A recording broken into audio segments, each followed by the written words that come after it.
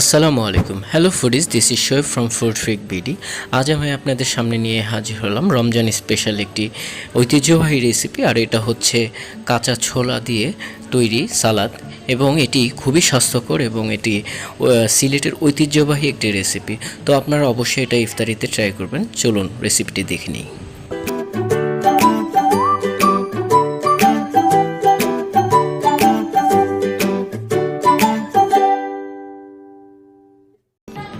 রেসিপিটি তৈরি করার জন্য প্রথমেই আমি হাফ কাপ পরিমাণ ডাবলি বুট নিয়ে নিলাম। এটাকে আমি 10 থেকে 12 ঘন্টার জন্য ভিজিয়ে রাখছি।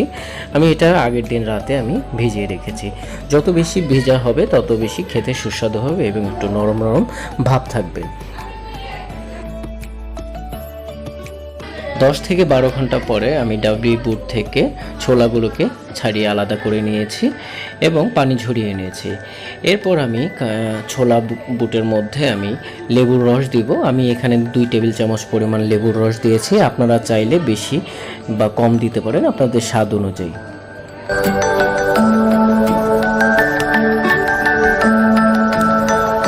লেবুর রসের পরে আমি একটি ছোট সাইজের পেঁয়াজ কুচি আমি বুটের মধ্যে দিয়ে দিচ্ছি।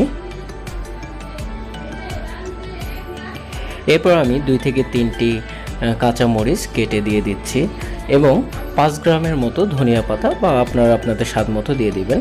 হাফ টিস্পুন পরিমাণ বিট লবণ আমি দিয়ে দিচ্ছি এবং এই মিশ্রণটিকে খুব ভালো করে মিশিয়ে নিচ্ছি।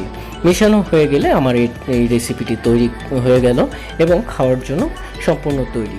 এটা আপনারা বাসায় অবশ্যই ট্রাই করবেন। এটা সত্যিই অসাধারণ এবং খুবই স্বাস্থ্যকর। আপনারা চাইলে এই রেসিপির সাথে, এই সালাডটার সাথে আপনারা আদা কুচিও দিয়ে নিতে পারেন। আমি এখানে দিচ্ছি না, আমি একটু অ্যাভয়েড করছি। So thank you so much for watching this video.